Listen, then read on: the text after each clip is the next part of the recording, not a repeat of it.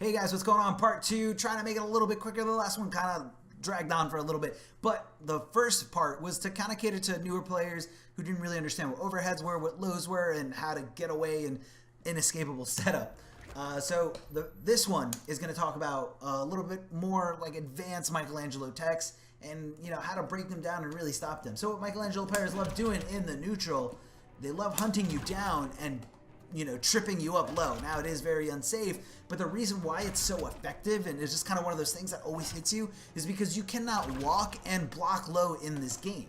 You either need to walk or block low. You cannot do both. So it's just kind of like a really annoying thing to do. Now you can just say like, okay, whatever, I'm just going to sit here and punish it every single time. Okay, well Michelangelo knows that you're going to sit there. He'll do something like this. Make you lose a lot of health just for, and I'm sitting here waiting for the low. You cannot do that. When you sit there and wait for the low, you're also limiting your mobility. You cannot move and block low at the same time. So Michelangelo knows you're going to go for it, hit you with the universal overhead that all the Ninja Turtles has, and it's going to be a bad time. So here's another thing that you can kind of do, and I know there's an answer to everything, but when Michelangelos are walking around looking for this,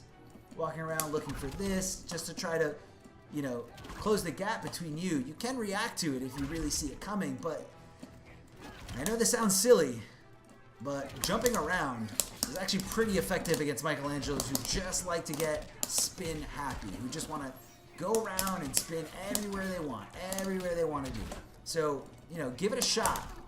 Sometimes you're going to get hit, but look at the risk reward. Even if you get hit in the air, you are not left in a standing position. So even if you get hit in the air, well, that wasn't getting hit in the air. Even if you get hit in the air, you still have access to your wake-up attack. Like that. You get them off you, or you can kind of recognize that they're nowhere near you, and you can just backdash on your wake-up, try to get away from Michelangelo. But yeah, trying and always be ready to tech roll. That's a huge thing that I see a lot of newbie players not really do, but of course, now this technique is going to be more effective, depending on what character you play. Some characters have great jump-ins, some characters have awful jump-ins. But let's try to talk about something else for Michelangelo. Another thing I left out is when you're taking this pressure, a lot of people said that you can just kind of push block it. Push block it, get him away from you. You don't have to waste anything. You don't have to guess whether he's going low. And how you push block is as soon as you're done blocking something, you immediately hit forward and meter burn, and it'll push block what they're trying to hit you with. You don't have to guess anything. I think that this technique is, I think it's better if you have the meter that you can spend. Some characters rely a lot on meter a lot heavier than other characters. But if you have the meter to spend and you have the life lead, go ahead, go for it. But guys, keep in mind when you do use your push block, when you're trying to get Michelangelo off of you, you're actually giving up an opportunity where he could indeed open himself up to a full combo punish. Like so. So always, always, always keep that idea in mind that you're giving up damage possibly for an unfair exchange, an exchange that's actually in his favor. Yes, you do get a little bit of breathing room. You don't give him the opportunity to mix you up, but you are wasting a bar and wasting a tide that could go in your favor if you guess right.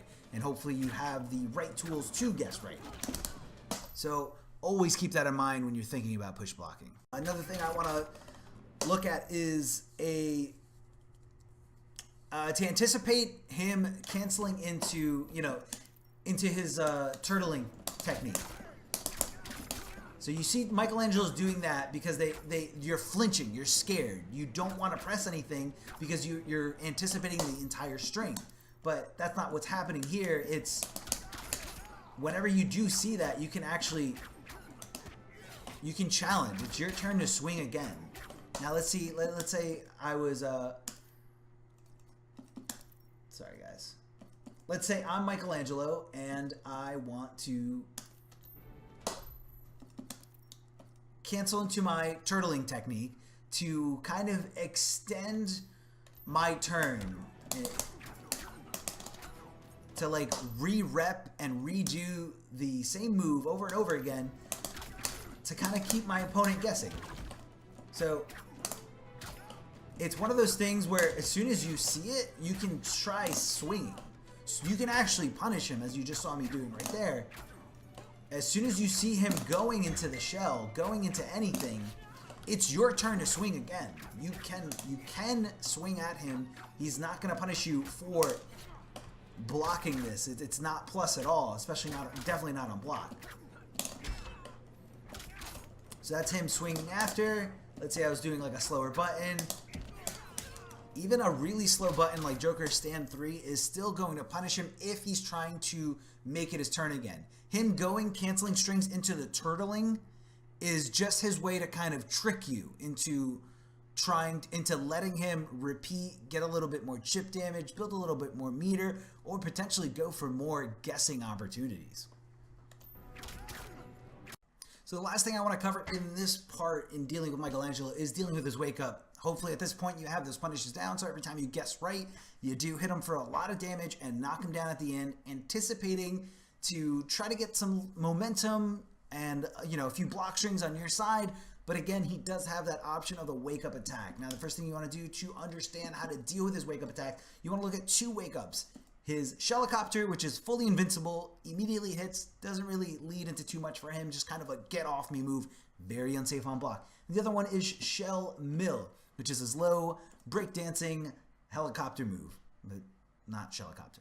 Shelicopter is this one. Shelicopter is this one when you knock him down.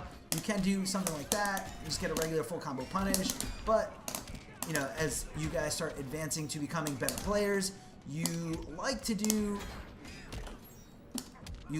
meter burn back threes or forward threes, but you got to be careful with this one from the way that you hit it, depending on how close you are to Michelangelo and how early you are. Sometimes it does get a little wacky. Again, it depends on the character. Every character has a different back three or meter burn forward three. So again, like I said, the other one you want to watch out for, and they will do it. They will wake up with Shell Mill.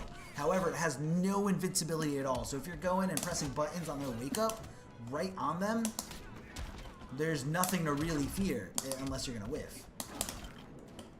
Ooh. So something like that. Again, it's all about the timing. There's no invincibility. You have to lab it. You have to understand your specific setups. The other thing that you got to watch out for, though, is because it is multiple hitting, if you do your meter burn back three or forward three, whichever one you're going for, if you do it too late, you're actually going to get hit more than once. And a meter burn forward three or a meter burn back three only has one hit of armor. So, again, you got to do it very precisely. Don't know what your setups are. Everybody's setups are different, but you need to, lab it out and see what's going on.